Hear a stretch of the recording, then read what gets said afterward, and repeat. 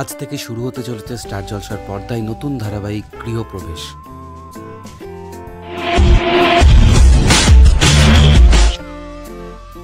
Star জলসায় শুরু হচ্ছে গৃহপ্রবেশ ঠিক রাত 8:30টায়।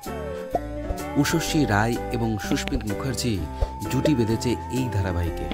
তাদের এই জুটি মানুষের মন কতটা জয় করতে পারে সেটাই একবার দেখায়। ইতিমধ্যে এই ধারাবাহিকে দুটি প্রোমো সম্প্রচারিত হয়েছে, যা দেখে দর্শক মহলে হুলস্থুল পড়ে গেছে। তারপরেই উষস্বী রায় এবং সুস্মিত মুখার্জিকে দেখা যাবে স্টার জলসার পর্দায় নতুন ধারাবাহিক গৃহপ্রবেশে।